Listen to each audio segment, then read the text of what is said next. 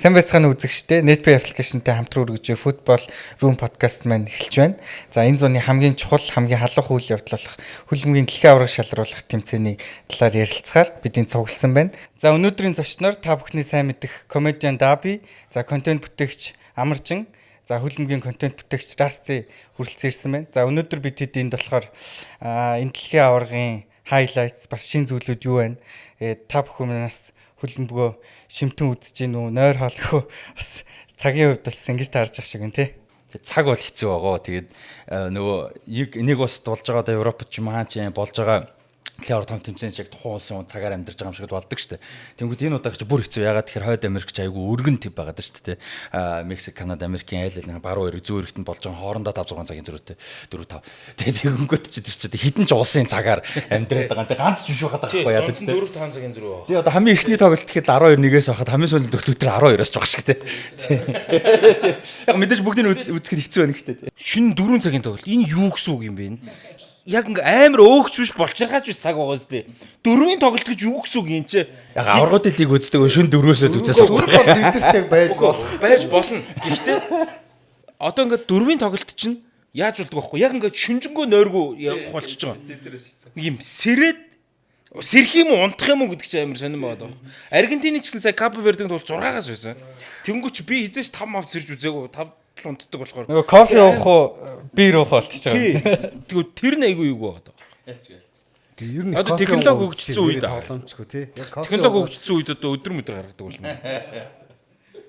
За дэлхийн аварга маань алдарт ацтек цэнгэлт хүрээлэнд эхэлсэн. За ацтек цэнгэлт хүрээлэнгийн түүх бол одоо маш агуу байгаа. Хөлбөмбөгийн бурхан Пеле гэж нэрлэгдэх 1970 оны дэлхийн аваргын одоо цомыг өргөсөн. За хоёр дахь Марадона 1986 оны дэлхийн аваргын цомыг өргөсөн маш гайхалтай цэнгэлтгэд 2026 оны дэлхийн аварга бас дахиад эхэлсэн байна. За дэлхийн аваргын нээлтийн талаар нээлтүүд ямархуу онцлогтой байв? Америк, Канада гэх тээ. Нээлттэйгээ болсон дэлхийн аваргын нээлтийн тоглолтыг 3 одоо дэлхийн аваргын нээлтийг тоглолтыг зохион байгуулсан анхны цэнгэлт Астека болж байна. Хэрвээ финал явсан бол бүр 3 финал авах байсан тий. 2 финал явж исэн. Астекад болсон Мексикийн нээлт бол үнэхээр тасархай байсан. Яг надад Парисын Олимпийн нээлт ер нь их айгу таалагдсан баггүй одоо 70-80% юм ч юм уу те нэлээд таалагдсан. Гэтэ ер нь ингээд 2000-ад оны 90-ад оны сүүл 2000-ад оны ихээс хойш ингээд үтсэн Олимп дэлхийн аваргын том нээлт юмнуудаас хойш одоогор яг recency bias гэдэг чинь те сүүлд үтсэн юм жоо сэтгэл өөрөөд. Гэтэ одоогийн байдлаар санаанд орж байгаа миний үтсэн хамгийн гоё нээлтс яг одоогор. Магадгүй гүйлгээ бүгдийн дахиад нэг үзэл яг дахиад нэг жоохон өөр мэдрэмж өөрч магадгүй. Гэтэ ямар тач хамгийн гоё үтснүүдийн нэг бол ямарч байсан байсан. Яг нээлтийн тоглолт бас гоё тоглолт болсон шүү дээ. Мексик, Өмнөд Африк хоёр тоглолт. Уур амьсгал их гоё байсан те тэр тоглолт. Би нэг юм дээр дургу байсан. Гэхдээ буруу байсан байлээ. Тэр нь 48 багтай болд тэр. За одоо нэгдүгээрт чандын асуудал ирэгдэж. Дэлхийн аваргад орно гэдэг чинь 32 баг дасар нэр үндийн хэрэг. За хуучин формат их гоё байсан бохоо. Одоо тэр 2 хонд жишээ нь өмнөх аварга нь Франц ингээ Сенегалтай тоглоо. Сенегал напсаа тийгээл чинь ингээ юм бүр excitement амар байд. За тэгээд 48 болоо л тэгэл за одоо энэ ч одоо юун Капо Верде гинүү, юун Курасао гинүү гээл тухайн үед одоо тий Узбек ороод ирсэн. Яг ингээд нэг бодлын гоё боловч нөгөө талын ингээд нэг үнсэн алдагдчихж байгаа юм шиг санагдаж ирсэн. Тэгээд дэлхийн аваргын group stage нээлтийн тоглолтууд чинь баг 48 юм чинь ихэнх тоглолт болчихж байгаа байх шүү. Нийт тоглолтын дийлэнх нь group дээр болчихсон шүү дээ. Тэгсэн чинь үгүй юм байна. 48-тай гоё юм байна. Cinderella story гэдэг те бид нэр одоо тэр магадлал багтаа тэр багууд өөрсдийнхөө тэр гайхамшигыг харуулахын боломжуудыг бол бид нэг ингээд маш олон тоглолтууд дээр харлаа шүү дээ. Тэгээ ялангуяа энэ сая ярьсан Капо Верде дээр бол ярих юм байхгүй. Гэхдээ ингээд Узбекистан, Курасао тэгээд арлын орнуудаас ч гэсэндээ оноо авахгүй ч гэсэн ядаж тэр гол авж байгаа. Гол хийж байгаа тийм ээ дэлхийн аваргад. Одоо тэр хятад метод ч ороод нөгөө гол оруулах зорилготой гол зорилгоо биелүүлж чадаагүй гарч мараад явж л байсан удаа байгаа шүү дээ. Тэгэхээр тэр 48 болж байхад тэр гинтийн сюрпризүүд их гоё байсан. Ер нь ирээдүйд 64 болохоор ч гэсэндээ Инфантино тэргүүтээ улсууд яриадах шиг байлээ. Тэр бол бас төсөөлснөөс тэр групп стейжүүд бол хамаагүй сонирхолтой байсан. Тэгээ эцсийн үр дүнд яг нөгөө хөл бөмбөг нь гоё байдаг болохоор болж байгаа санагдаад байгаа. Гэхдээ надад бол би яг анх нөгөө 48-тайг яг аль биесээр болоход бас бодож илсэн яг одоо Куросава гэдэг шиг Кабо Верде те өөр юу гэдгийг эднэрт бол гой боломж хүндэж гарч байгаа. Эднэрийн дэмжигчдэд, фанатуудад за бид нар ч гэсэн те ингээд өмнө үзэж байгаагүй уус юу гэдгийг түүх харж байгаа. Үнэхээр гоё. Яг хөлбөмбөг талаасаа бол тэр улсын ард иргэд фанатуудад үнэхээр тасгаа тэр бол хിവэрэ. Тэрхүү олон багтай болоод тэр саяны нөлөө юмнуудаасаа гадна зохион болох боломжтой ус хідүүлтвэ гэдэг асуудал гарч ирж байгаа байхгүй дараа нь тий 64 ч юм одоо 48 ч гэсэн яг үнэндээ дараагийн дэлхийн аваар 3 ус хамтарч хийж байна. Марокко, Португал, Испани 3 тий. Тэрний дараа Сауди Араби хин л гэдэг мэдгүй одоо Сауди Араби юучлах юм байгаа. Дахиад өвөл болох юм шиг байна. Тэгэхээр тэрний дараа одоо өсөлж байгаа усууд хэцүү байгаа байхгүй. Олимпик хүртэл өсөлдөж ирэх авахын төлөө айгүй баг болсон шүү дээ өсөлтөө тий. Ирдэг санхүүгийн дарамт нөлөө оршин суугчдын эсэргүүцдэг болсон. Одоо элийн олимпик битүү эсэргүүцлээ явж байна. Тэгэхээр яг практик тал дээр бол асуудлууд нь хിവэрэ байгаа би бол тэлээсэ гэж бодохгүй байна. Гэхдээ амарчантай бас санал нэг юу гэхээр 48 уустай болж иж Куросава ингэж гоё одоо тоглолтыг үзүүлээ. Кабо Вердегийн хувьд ихтэй сонирхолтой нь шууд ирэхээ авсан. Хэсгээсээ шууд нэгээр Камеруны дээгүүр орж авсан. Тэгэхээр 32 байсан. Тийм 32 байсан ч угаасаа Кабо Верде ихсээ авахгүй байсан. Тийм. Гэхдээ санал нэг байна. Ялч юм жижиг ус. Одоо Узбекийг харахад гоё шүү дээ. Төв хаац хүмүүс дэлхийн аварт бид нар ямар гоё. Бид нартэй царайд ус ямар адилхан Монгол хүмүүс тоглож байгаа. Бүгд биш ч гэсэн айгүй гоё шүү дээ. Бидний хувьд гоё мэдрэмж өгч जैन. Тийм болохоор яг хөлбөмбөг талаасаа гоё түүх гэдэг талаасаа үнэхээр гоё. Тэрнтэй бол би 100% санал нэг байна. Яг Кабо Верде дээр энэ зүгээр айгүй тийм про Аржентина тейк гэж магадгүй. Гэтэ энэ 32-ын ер нь 16-гийн ч гүвэ хийчихэрэл баг санагдсан шүү. Үнэхээр супер байсан. Үнэхээр гоё. Үнэхээр гоё. Тэр хоёр дахь гол бол энэ дэлхийн аварга шилдэг гол байсан шүү. Кабо Верде хоёр дахь гол нь тий. Дэлхийн хүн төрөлхтний хамгийн том хоёр ивент дээр. Олимпийн дэлхийн аварга, Олимп хоёр дээр. Байнга санхүүгийн дарамттай байсаар ирсэн. Одоо 4 оны Афины Олимпиос ч шин грекч одоо яг өмнөх асуудлууд байсан ч гэсэн 57 он хүртэл өрийн шийдтэй явж байгаа байхгүй юу? Манах занах шиг нөгөө энэ нөгөө нис чадахгүй гэж битгий далдганжи гэдэг шиг манах шиг газар далдганж юм хийж болохгүй тийм. Гэтэ дандаа том эдийн засгтай газрууд л одоо энэ том ивентүүдийг хийж дараа нөгөө санхүүгийнхаа араа үрж ирсэн шүү дээ. Тэрнээс биш одоо хятадын Бээжингийн Олимпиад шувууны үүрийг одоо тэгээд одоо ахиж юунд хэрэглэх юм. 10 жилийн усан байсан тэмцээнд хэрэглэх юм уу? Бразилийн дэлхийн аварга Рио де Жанейро Олимпич гэсэн адилхан. Тий. Тэгэхээр нөгөө нэгдүгээр санхүүгийн хохирол тэртээ дөрвөө үүснэ. Гэхдээ араа дааж чадчихна уу гэдэг асуудал яг тэгэл тэр улсын асуудал болно. Тэгээ нөгөөх дээр нь яг нөгөө эдийн засгийн хувьд одоо жишээ нь Монголд хийх юм бол хоёлаа хуушуур зарж л баяжих хэрэгтэй байхгүй юу? Одоо эдийн засгийн хувьд хэр capitalize хийж тэгэж ашиглаж гин гэдэг. Тэрнээс биш одоо юм болох хаа. Дэлхийн аварга бол тэртээ одоо 2-3 улсад л болох. Би бол гэж бодож байна. Яг 148 болчихлоо. Энэ чинь стадионы багтаамжийн асуудлаас гэхлээр 104 тоглолт.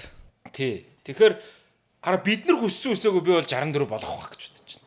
Яг 64 мөр яг 48 бол ер нь л яг жижиг улсуудын ингээд хөлбөмбөгийн жижиг улсуудын амжилттай байгаа ч гэсэн би бол яг хүслээр яг хөлбөмбөгийн фанатын үний хувьд бол 32 болгочмоор буцаад болохгүй байгаасаа мэдчихэ те. Гэхдээ 64 бол арай утгаална. Яг тэгэхээр энэ чинь одоо бас юу вэ? Жижиг улсууд окей мэдээж одоо юу гэдгийг Ази аварт Монгол орох тасархаа гэдэг шиг юм баггүй юу. Гэхдээ бас хөлбөмбөг гэдэг тал байна. Тэр чинь 64 баг болсон хідэн тоглолт болох уу? Тэр тоглолтуудыг хэн үүсэх үү?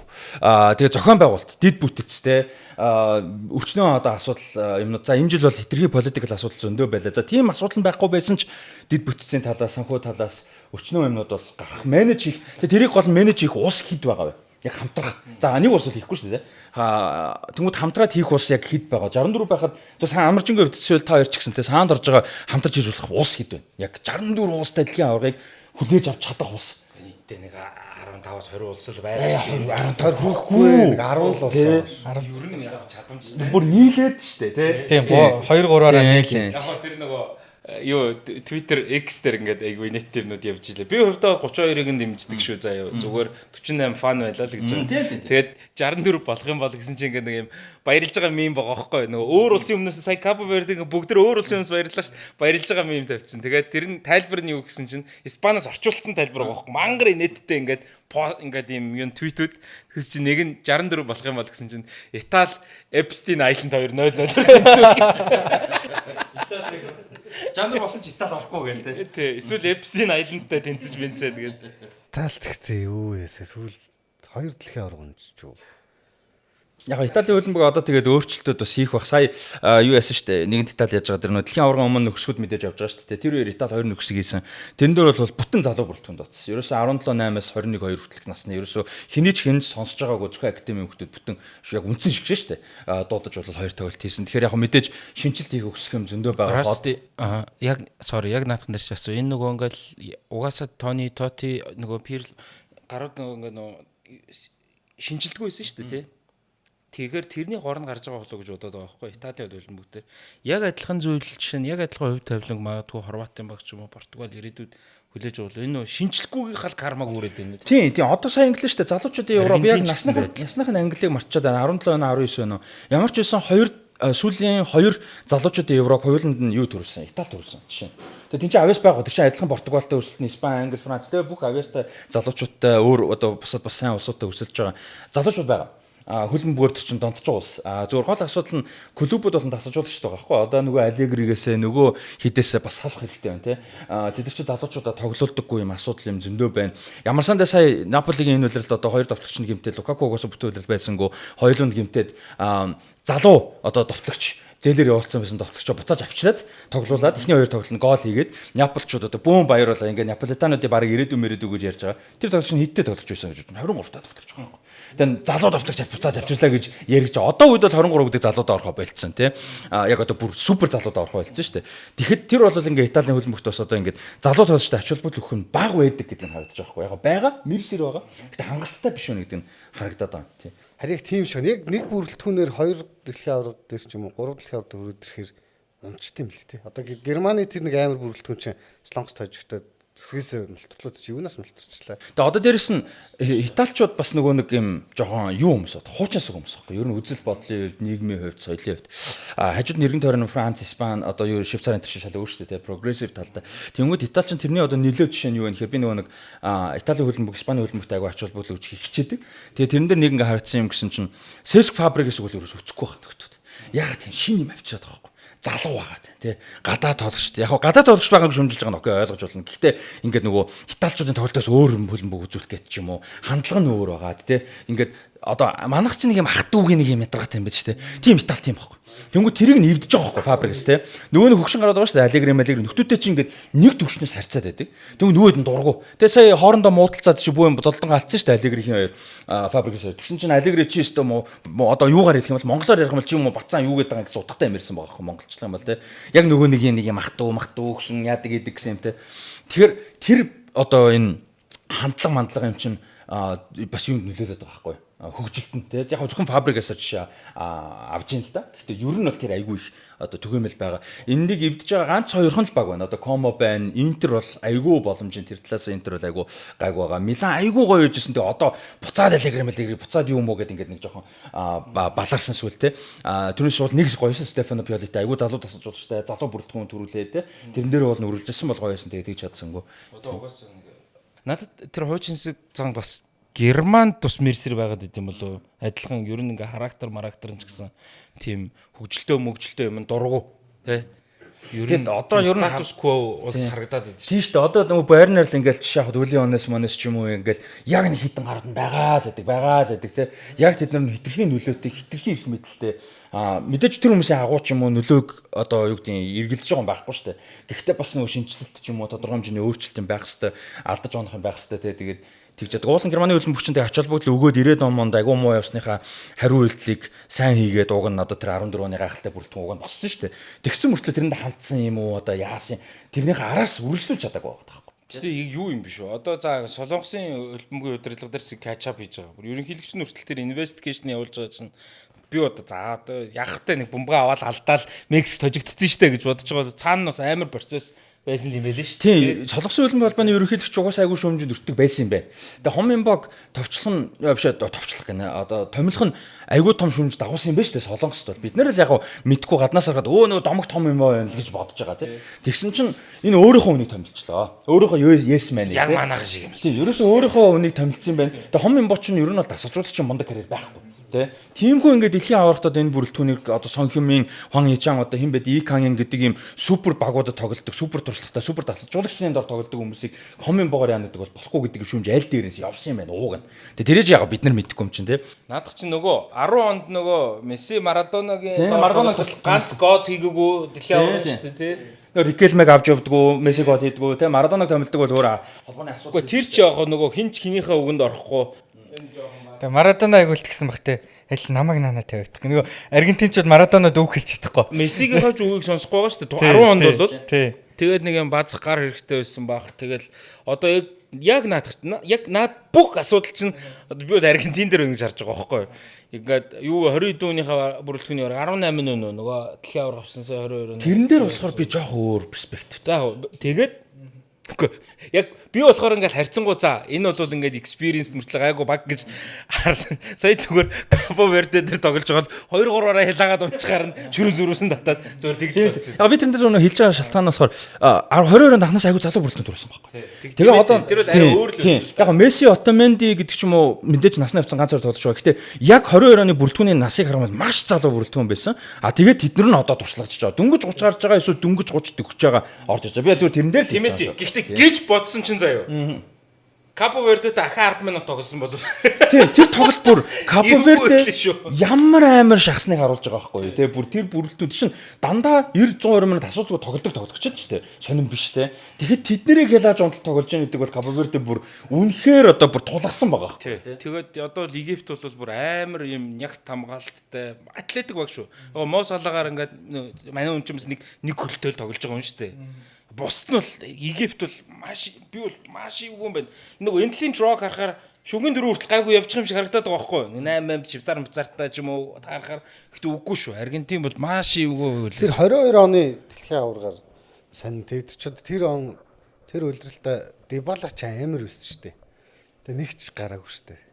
Тэгээ би яагаад гэж бодсон чинь яалтчгүй Альварез гээд амар хүүхэд байсан юм байл л дээ. Кабо Верде гэснэх Кабо Верде зүгээр нэг баг ирээгүй гэж түрүү ярьсан шүү дээ тэдүүлээ.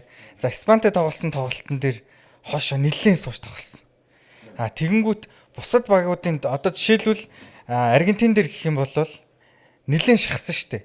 Шахалттай асар их гүйлттэй тоглосон. Тэгэхээр бас Кабо Вердегийн дасгалжуулагч нарын тэр том багуудын тактикийг харж байгаа өнцөг нь өөрөө тийм. Тэр Аргентинтэй чи сүүлийн 10 минутанд төө чулуу өрөө дайрч илээ буцаад яг ингээд нэг юм зодуулчаад нэг уйлаа дайрдаг үгчиг дайрсан шүү дээ. Ер нь бол хожингаа алдлаа. Тэгээд 3-2 болгосны дараа хүртэл тэмцүүлэнгээ алдсан шүү дээ. Тэр нөгөө 2 дахь галзуу голыг хөдөг Сидней Кабралгийн залуу чинь чөлөө цогтийгээд өстой Мартинес тултаад хаасан баг тий. Тэр чинь хаахад амарх юм шиг мөртлөө тэр чи яла direction change хийж байгаа. Ингэж ирж байгаа. Тий, direction change хийж байгаа хөлмөг тоглолт хүмүүс л мэднэ шүү дээ. Сайн хаалгачлаа. Тэр нөгөө сая хиний пенальтан дээр байна уу? Замдаа ингэж байгаа хаачдаг чинь. Боно тэгж. Тий, Боно тэгж хаасан. Тэр чи одоо нөгөө харагдж байгаасаа хэцүү юунууд байхгүй юу? Одоо хөлмөг тоглолтог болсууд бол сайн мэднэ шүү дээ. Одоо тэр Мессигийн ихнийг оолч гэсэндээ тэр ихний тогтоолт амар байхгүй. Тэр тогтоолт бол одоо ерөнхийдөө бол тоглолтын турш одоо тэр чи асар урттай гүйж байгаа шүү дээ тий хамгаалагч араас нь нэхэж гүйж байгаа. Тэн дээр тэгж яг нөгөө өөрийнхөө дараагийнхаа цохилтонд одоо нөгөө тааруулж тогтоогоод тэгээд хэрвээ нэг хэдхэн дойл алдсан бол арын хамгаалагчийг орж ирж байгаа. Тэрэн дээр тэгэхээр л тэр Месси гэж дахиад зөв зөөлхөн тогтоохгүй бол софт точ хийхгүй бол батаар урдна байгаа. Тий. Тэгэхээр тэр нэг хэдхэн метрийн зайтай. Одоо ингээд яг физикээр бол хойноос чи бөмбөг ирж байгаа чи өөрөө явж байгаа ахаад урагшаага тэр бөмбөг гэдэг чинь амар хүнд байхгүй. Одоо нэг том тоглогч нарын нэг тогтоолтууд гээд айгу амархан хийгээд байгаа байхгүй. Одоо Ямалын тогтоолтууд бас л гайхагдгаар хийдэж штэ тий. Тэгээ энэ тогтоолтуудыг хийлээ одоо тэр талбай дээрх 50 байдал талбайг харж байгаа байдал бол тэр нэг метр дойлын харьцаатай тэр Мессигийн мэдрэмж бол Кабо Вердегийн ихнийг бол үнэхээр гайхалтай болсон. Кабо Вердегийн тэр хоёр дахь гол бол бас Тони Кроссын нэг зөгтөг сая Эмбапе бас нэг тиймэрхүү гол хийсэн шүү дээ тий. Хоёрыг дарангуутаа шууд зөгтөг. Тий. Яг тэрнтэй адилхан байсан шүү дээ тий. Мессигийн гол дээр яг хоёр л боломж байгаа байхгүй яг супер тоглогч тий. Нэг бол Месси шиг бүр тим хэмжээний баг 100 хэд тэгж цагийн гимээр гахалтай тогтолтоогоод тэр занд нь хаалгачийн дээгүр зөөлөн явуулж байгаа шүү дээ хүчтэй биш. Нэг бол тэгэх нэг бол Ван Перси одоо юу гэдэг Ван Бастен Криштиано Роналдо шиг зүгээр дэлб цохих тий. Гэхдээ Месси солгоо учраас тэнцээр баруунаараа тэгэж бол цохих сонголт байгаагүй. Хэрвээ баруун тоглогч байсан бол тэрийг ер нь бол тогтоох хэцүү. Тэгэж ирж байгаа бөмбөг баруунаараа тогтоочоод дахиж зөхнө гэж байхгүй байхгүй. Ер нь бол яаж төгс тогтоосон. Яг тэр хаалч солгоогийн давуу тал нь тэнцээ тогтоогоод ойлтон дээр нь дагуулах боломж нь зайн гарч байгаа. Тэгэхээр баруун тоглогч байсан бол тэнцээ шууд гойтгоо. Ирак цурдаа өгч байгаа нэг хөл Жерард шууд гойтгоо. Тийм Жерард нэгээр бие жоохон засч өгөөд жоохон өнгөрөөнгүүтээ шууд гойтгоо. Гэхдээ тэгэж бас болно л доо. Гэхдээ тэр бас л мэдээж хэцүү дээ. Рүүний мөний нэг яг хоо тий. Тийм хэмжээний тоглогч тийх байсан баг тий. Эсвэл Суарez ч юм уу те. Тий, Суарez хэцүү нөхцлөөс гол хийж тий. яаж хийж байгаа Ибра бол тэрийг яаж хийж байгаа кунфу хийх лээсэн баг. Гэхдээ яг би яг Ибраг бол итгэж боддгийг. Би overrated гэж хэлмээр юм гэхдээ highlight амар лагтай. Тий. Зүгээр л тийм highlight яг гэхдээ Ибраг ингээд бүтэн ингээд те ингээд карьерийг ингээд хараад үзэх юм бол нөгөө үнэлэгддэг тоглогчтой харьцуулах нөгөө гол матч центр гэдэг стат нь бол харьцангуй доогуур шүү дээ. Тэр нэгдүгээр левлийн супер одоотой харьцуулах. Сая нэг амар. Ибра нэг өөрийн одоо тэр Анритай хамтаас нэг өөрийн нэг болон хөтлөөд байгаа шүү дээ, тий. Аналист тэгээд тэгсэн чинь тэрийг нь харсан нөгөө мэрэгэн буучдын жигсаалтыг танилцуулж байгаа. Тэгсэн чинь нэгт Златан гэж бичсэн баг. Хоёрт Месси, Мбаппе гэх нөө энэ дэлхийн аваргын мэрэгэн бууч шүү дээ. Тэгээд бид нарыг үзүүлснээр нэгт Златан гэж тавьж байгаа шүү. Тий. Өөрийгөө Златан гэж нэгт тавьсан. Хоёрт Месси явж гинэ гэдэг шүү. Сая тэр сүүлд Милан тоглохдоо бас тий толбод бүгд нь загнаал яваад байдаг. Тэр Миланы төрүүлдэг Миланы гайгүй чухал хоёр тоглогчийн хоёр байсан. Жиру Ибрахимович хоёр байсан. Бус бүгд дөнгөж ойр ойрготой залуучууд байсан шүү дээ тэр чигээр. Тэгээ тэр хоёрын туршлага амар хэрэг болсон. Яг голуудыг оруулаагүй те. Гол тоглогч мэдээд яа маа нөө залуучууд байсан ч гэсэн тэр хоёр бол маш том туршлага болсон. Тэр айгүй гой бүрэлдэхүүн төрүүлсэн шүү дээ. 22 онд санагдаад байгаа юм тийм. Би одоо бодоод байна л да нэг 2010 оны ч юм уу Англи 6 оны ч юм. Одоо яг ингээл Лампард, Жерард, Мерард яг урд мидфилд бол ингээ бүр амар лаг ур чадвартай. Ер нь ингээл Английн багууд үе үед лаг ур чадвартай байж байгаа л одоо манайхан бол Яндорог гэж ярьдаг. Лидершип юм уу? Ямар нэгэн тэр чинь аз дутанч гэж байх та. Баян аз гэдэг чинь сонин шүү дээ спортод. Тэр нэг юм өөр фактор дутаад байгаа. Тэр нь лидершип юм болов гэж л боддоо шүү дээ. Нэгдвэл байж чаддаг. Одоо нөхдүүд чинь нөгөө бүгд 50 мав хүрцгээсэн одоо Gary Neville бол бүр медиа хүн болчлоо тий. Gary Lineker яг арай өмнөх үеих ч гэсэн. Тэгээд тэд нар чинь айгүйх орно ярина одоо Ferdinand бас подкаст тий. Ингээ анзаараа тэд нарыг яргуу яг тэр сэдв зөндөө яригдах байхгүй. Бид нар ингээд яагаад 6 10 онд ийм амар үе тий. Яагаад одоо амжилтанд хүргэн зөндөө ярддаг. Байнгын яригддаг сэдв. Тэгээд тэнцээс ерөөсөө юу гарч ийн гэхээр тэд нар нэгдмэл байж чаддаг байхгүй. Ерөөсөө нэгдмэл. Жерард нь Ливерпулийнх, Лампард нь юуных, Челсигийнх, нөгөө Сколс нь юуных Юнайтедийнх, Невил нь тэнцээ Юнайтедийнх гонгот нөгөө талд нь Ашли Кол нь Арсенал эсвэл Челси ч юм уу те. Намын ялгаа гараад. Харин тэгэхээр нөгөө мань асуух гэдэг нь энэ аахгүй. Угаасаа ингээ өөр багуудад байгаа нь бол ойлгомжтой. Тодорхой rivalry, тодорхой бүгд өөрийн гэсэн playing style-тай. Тэгэхээр тэрэн дээр яагаад нэгдэмж байж чадаагүй гэдэг асуулт. Харин тэрэндээ хитрхи ач холбогдолтой байсан баг. Тэрэндээ хитрхи хоорондоо алдцдаг тий. Хитрхи тэрийгээрээ боддог. Одоо 32-той Майкл Оуэн дунд нь байсан болч юм уу зүгээр. Үгүй яг зөвхөн насандаач биш зүгээр л өрсөлдөөндөө хитрхи тэд нар юу л байгаа байхгүй да. Ерөөсөө хангалттай ухаантай хандаагүй л баг. Та хэд бодолтой алдцдаг байсандаа хүрэх юм бол яг эд үеийн ба одоо орчин үеийн эд үеийн Барсаар яалаа өрсөлдөөнийг санаж байгаа юм шүү дээ. Тэ Мориньо Мориньогийн араас очсон хин Анчлоти яг араас нь хэм байлаа санахгүй. Реал тэгээ Гвардиолагийн Барс амар байсан шүү дээ. Тэгээ 12 хоногт 18 хоногт 4 тоглолоо. Гвардиола ч бишээ Мориньо ч явж очиж Гвардиолагийн туслах Вилановыг өдөр нь 3 гаж ихээл тэ. Серхио Рамос ч багийнхаа одоо бидний ярьдаг бол багийн ах тэ. Пуйолог очиж мангастаж унгаагаал Рам хэнийг Мессиг өшгөлж унгаагаал тэ. Тим нөхдүүд энэ чинь нэгдэх нөхцөлгүй шүү дээ. Бодох юм бол. Хичгшээр очиж яаж асуул байхгүй. Тэгээ хоёр тивийн авраг авлаа, дэлхийн авраг авлаа чинь чадах, ёстой гэвэл чадах хэрэгтэй байхгүй. Тэгээ тэрийгэ даваагүй л байхгүй, арчаагүй л байхгүй. Харин би тэрийг бол яг нөгөө одоо юу гэдэг одоо дискурс гэдэг шүү дээ, тий. Бүтнээр нь ингээд хараал за. Лидершип юм байна гэж миний дүгнэлт тэр байна. Тэр гэхдээ зүгээр лидершипгүйгээр нэгдэмэл байж болд юм уу мэдэхгүй байна. 10 онд л яг жоохон азуулт нөгөө нэг гол. Тий 10 онд тэр тэр яасан бол яг вэ. Тэр байсан бол тэр хизээш 4-1-ээр дуусахгүй. Тий тэр бол бас байгаа шүү 10 онд бол тий. За тий гэхдээ тэгэл ахаал тэр чинь яг Азинд тэр болгоныг яриалах юм бол өдөл Америк юуны Английн тэр Green Marine алдаал Англи тэнцээ ногоон бэлгэвч гарч мараал ингээл зөндөл асуудлууд яриул ярина шүү дээ. Зүгээр би нөгөө Аргентины фаны өнцгөөс илүү яагаад гэж магадгүй одоо ингээд Аргентины шигшээ бол яалтч ингээд Мессигийн төлөө тоглоод байгаа юм тий. Энэ хүн бол бурхан тийм респект хийж тоглоо. Тий. Тэгэхээр нөгөө нэгдмэл байгаа шүү дээ. Тэр нөгөө Марадоногийн тэргүүлсэн тэр юу түй байсан шүү дээ. Тэр нэгдмэл байдал байгаагүй шүү дээ. Тэгэхээр нөгөө нэг лидершип гоцгоорохгүй бол айгүй хэцүү юм байна гэд. Магадгүй Португал дээр тэгэл асуулт тийг гарч байгаа үстэй. Залуучууд нь Кристианыг үнэлэхгүй байна. How is in Brazilian Vinicius энэ залуучууд үргэлтэй Неймар ингээл сайдлайн дээр юм хэлэхээр hydration break юм хэлэхээр тоохгүй ч юм ингээд шүмжил дагуулж байгаа шүү дээ. Тэгэхээр тэр бол альва спорт тэр яг тэр ахмадаа гэх юм уу ямар нэгэн тэр респект дутагдаал гэсэн байх л гэж бодоод байгаа юм л дээ. Англи дээр бол ялангуяа талент нь байна шүү дээ тий. Тэгвэл ч гэсэн ер нь тийм шүү дээ тий. Яг Месси шигээр Роналдогоо бас ингэхгүй. Харин тэр бол энэ жил бас харьцангуй гайгүй болцсон байх шиг байна. Энэ дэлхийн аваргын шинээр орсон зүйлүүдийн талаар одоо жишээлбэл нөгөө шин технологиуд байна. Тэр технологи одоо вар бол байсан. Шин технологи бөмбөгний мэдрэгчийн талаар тий. Надад бол шинэ юмнуудаас яг үнэхээр таалагдж байгаа зааштай саанд орж байгаа яг ганц л гоё. Америкууд нөгөө 4 үе болгочлаа хөлбөмбөгийг. Тий, надад ч юм таалагдахгүй юм л надахгүй. Таалагдж байгаа юм гэх юм бол төрийн дуудлыг бутан багаараа зогсож байгаа явдаг бол надад маш таалагдж байгаа. Яг бид нар бол өмнө нь тэрийг өөрчлөе гэж юусоо бодоогүй шүү дээ. Угасаал гоё байдаг тий. Гарааны 11 ингээл камер угасаал гоё. Гэхдээ яг бүх бүрэлдэхүүнээрээ тийч төрийн дуулч бас өөр байхгүй. Тэгээ Champions League мэгч юм бол яг та мэдээж гарааны 11 чухал нэтээр хамгийн сүүлд нь од дээр нэрээ дуусдаг тий. Гэхдээ шигшээ багч мэдээж арын албаныхан хүртэл чинь улсын төлөөлж юм тий. Тэр улсын хүн биш байсан ч тэр улсын төлөө зүтгэж байна. Тэгэхээр тэр мэдрэмжийг ингэж хуваалцсан гэдэг яг бүтэн бүрэлдэхүүнээрээ зогсож төрийн дуулын явах бол надад үнэхээр таалагдж байгаа. Тэр бол айгүй гоё шийдвэр байсан. Одоо жишээ нь юм байгаа байхгүй. Технологи маань хөгжөөд илүү шударга руугаа орж ийн. Гэхдээ спорт гэдэг чинь нэг хүний одоо human error байж л үүдэг. За улаан цай манай тэр Марадоныгийн гар мар байх нь хайшин тий. Гэхдээ гол оруулаад тий багийн офсайд үгийг 10 минутаар тэмдэглэх гэдэг шүү дээ. Тийм үү? Ситуашн байх байгаа дээ шүү дээ. Одоо тэгэд яахав тэ одоо ингээд 1-2 санж зөрж болно л гэж хэлэх гээд байгаа. Come on. Энэ зүгээр тэр шүүгчийн judgment call-оор нь хийлгэлтэй.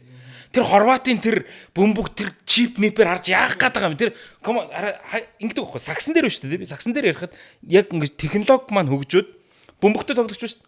Гарнаас чинь цохоо гаргачлаа шүү дээ. Тэнгүү цохож гаргахаараа яг нөгөө хүн чинь ахаа бөмбөгөө аваад тоглолтод оруулна үсттэй. Бид нар одоо зүгээр үгүй заалан тоглож явахад ч юм уу. NBA-д ревю хийхээр яг технологи үзэнгүүд гарнаас зохингууд бөмбөгтэй хүнийх нь ингээ хурууны зүр хүрдэг байхгүй юу?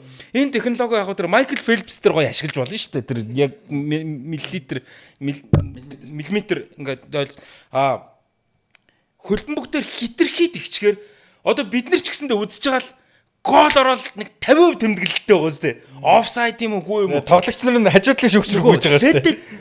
Games play гэдэг шиг те. Тоглолтыг нь тоглуулчихаа. Би бол хит ийм технологийн зүйлсийг яг уу гэтээ тэр нь битгий шударга биш вэ гэж байгаа юм биш. Шүүгч дээр нь шийдүүлээ. Хуучин хөлбөмбөг тийм л байсан шүү дээ.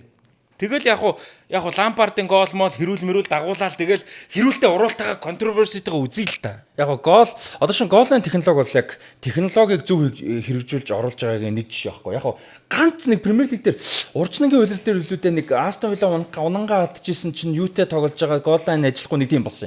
Гэхдээ тэр бол хэдэн мянган баг нэг байхгүй. Ер нь гол лайн бол баг асуудалгүй ажилладаг. Тэр бол хамгийн хэрэгтэй шийдэл бол болчихсон. Гол лайн байг тийм. Тийм яг би зүгээр жишээ авч байгаа. Тэгтээ чамтай санал нэг байгаад байгаа байхгүй. Тэнгүүд яг уу гэхээр тэрнийг яг ингээд гол лайн шиг хэрэгжүүлмээр байгаа. Ваар шүү дээ санаа нь зөв байхгүй. Санаа нь зөв. Санаа нь зөв. Гэхдээ тэрийг хэрэгжүүлж байгаа хүмүүс байгаад байна. Шийдвэр нь biasтай байгаад байна. Эсвэл дутагдaltaй байгаад байна тий. Гол нь доктортой байгаа ч гэдэг байгаа байхгүй. Энэ жил тэр одоо чинь яг Португалийн эсрэг 2 юм болчлаа л да зүгээр. Гэхдээ одоо сая Хорватын гол дээр тий. Тэр хин Матанович үсэн шүргээд өнгөрсөн тэр жоохон утгагүй байхгүй. Тэр FIFA өөртөө дүрмэн дээр нь байгаа. Бүр FIFA-гийн сайдн дээр. Үс биеийн хэсэг тооцохдох юм уу үгүй мүү гэж тий. Тэгсэн чинь бөмбөгний чиглэлд мэддэгтөө өөрчлөлт оруулаагүй бол үсийг тооцохгүй. Тэ ингээ миний энэ шиг ингээ боож моц үсэнд одоо ингээ хүрээд эн чинь өөрчлөлт ирэх юм бол болно. Тэгээд тэгэх юм бол тооцно гэж. Тэгээд наадгаж ахаал тодорхойлох хэрэг. Тэнгүү тэрэн дээр одоо сая тэр Матанович бөмбөний өөрчлөлт хүрээгүй тэ ингээд бүр тэр зураг нь инээдтэй зураг байхгүй. Нэг юм халмиг үстэй тэ. Хүрсэн үрээг нь харагдахгүй. Халмигных нь нэг хэсэг нь хажууд шиг олцсон тэрэнд нь хүрээ өгсөн байхгүй. Тэнгүү одоо яг мэдээж Португал тал дээр бол даваа. Тэр ихтэй зөвхөн толгойн за. Яг тэр даваа тал болж байгаа. Тэгэнгүүт зөрүүлээд яг тэр хэмжээнд байхыг бид нар хүсэж гинүү үгүй юу гэдэг нэг юм асуудал яригдана. Тэг яг технологи зарим нэг нь бол байх нь зөвөө. Одоо отонг бол автоматар хагас автоматжуулсан ингээ хэрэгжүүлээд байгаа. Ер нь Ла Лиг Мэлигт бол отон бүр айгүй болцсон шүү дээ. Ер нь бол ингээд ийм отонгийн асуудлууд бол баг байхгүй болцсон. Ер нь бол тэгсэн мөртлөө тэр бас одоо вар тэр нөгөө Давинсон Санчезийн хөлний хомсны үзүүр яцлаа гэж бас нэг юм болсон шүү дээ. Коломбос хийсэн чинь тий. Гутлын үдээс ч үлээ. Тийм. Тэр бол бас л хэцүү байхгүй. Тэгээд яг тэр одоо яг тэр тоглогчид яг улаан цаан давуу тал гаргаж байгаа юм уу үгүй. Одоо Интер Милан Барса дээр тэгсэн шүү дээ. Галзуу тоглолт болдог шүү дээ. Өнгөрсөн жилийн Аврал лигийн шүгэн дээр тий. Тэрэн дээр Тэгэхээр улаан биш ээ. Төгсөлд нь юу хийсэн байхгүй юу? Интер нэг гол хийсэн чинь Мхитарян дамжуулалтан дээр нь ийм бүр нэг хэдэн миллиметр үл нь отон болцсон байсан байж таарад Интерийг голыг тушаалсан. Тэр бол хин аль нь багийг дэмжиж байгаа нь хамааргүй зүгээр л спортыг халж байгаа байхгүй юу? Тэгэхээр би бол тэрэн дээр бол яг юутай бол амжилттай санал нэг байна. А гэхдээ технологи би байгааг бол ойлгоод байна. Мэдээж лампард шиг зүйлтэй том тэмцээнд гарах асуудал шүү дээ. Тэ? А тэгэхээр тэрийг арилгах нь зөв. А гэхдээ одоо чинь сайн нэг инээдтэй мим харлаа л та. За ингээ Матанович үсний ингээ хажууд нь болцсон байгаа үс нь хүрээд цуцлагдлаа шүү дээ гол. Тэгсэн чинь бороо орохоор наа чи яа. Бороо орохоор наа чи мэдэрч байгаа шүү дээ хүрэлтийг. Тэгэхээр яг мэдээж тэр бол тоглоом гэхдээ ингээд миний хамгийн харсан инээдтэй мим тэр л байсан. Одоо нөгөө манай цагаар өглөө 8 цаг тоглолт Англи Мекс дээр. Азтек ч нөгөө угаасаа нөгөө газар нутгийн яг өндөр. Талаан түвшнээс 2200 м байна уу тий. Тэгэхээр нөгөө бүр угаасаа бүр hydration break мэдээж нэгдүгээр шаардлагатай энэ чинь нөгөө тэгээд цагаагаар магаар гэдэг. Тэгэнгүүт elevation айгүй өндөр байхаар тамирчид ингээд ядрах мадрах тэр fatigue гэдэг асуудал гарч ирж штэ. Тэгэнгүүт нөгөө FIFA-гаас зөвшөөрсөн юм байна. Одоо допинг гэж хэрэглэгдэхгүй зөвшөөрж байгаа юм. Энэтэй яаж дийл хийх вэ гэхээр Viagra болно гэж. Viagra болно гинэ.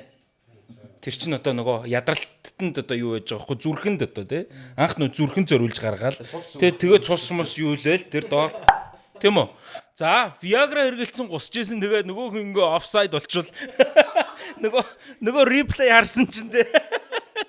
Яг босчихсон хэсэг офсайд болоод тэгээд дуусгана шүү дээ. Тэгэхдээ яг одоо энэ дээр бас нэг юм яажлага юм л та ингээд яг том гэдэг байгаа улсууд нь л хөндөгтөхөөр амар сэтэв болоод байгаа хүмүүс. Мехико Сити, Мехико хот Azteca цэнгэлтэй 4 өөр улс ирж тогсон. Аль нь ч тийм юм яригдаагүй л байхгүй. Эвлэлт гэж яриаггүй, аналист гэж яриаггүй. Зүгээр л байхгүй. Өргөцсөн л газар шүү дээ. Марадона. Яг тэр хоёр хоккей өмнөд Америк. Гэхдээ ер нь бол те босод ирээ тоглоо болоод байгаа байхгүй. А тэгэнгүүт яг англи дээр л ингэж нөгөө хэвлэл мэдээллийн хүч нөлөөлөл юм харагдаад байгаа. Тийм шүү дээ. Тэр ер нь ямар ч газар л байдгийг. Net spin-ээ эргүүлээд хосороо хайнаа явах эрх болон олон урамшууллын эзэн болох боломжтой. Net spin эргүүлэх эрхийг net point оноогоор таах боломжтой. А мөн та найздаач бэлэглэх боломжтой. Испани, Португалийн шигшээ багийн тоглолтууд бид нарыг өнөө өрөө хүлээж байна. За Испани, Португалийн шигшээ багийн тоглолтын дээр ямар таамагтай байна. PKM NetPay аппликейшны PKM Tower дээр бас тоглолтуудын маань энэ таамагуд орсон байгаа. Тэгээд та гурван маань бас тоглолтуудынхаа таамагийг өгсөн үү? Тэгээд өгөөд яг юу гэж өгөөд яагаад би энийг ингэж PKM дээр ингэж сонгосон болохоор энэ баг нь ингэж хожих юм а гэсэн талаар дөрвөл ярилцъя.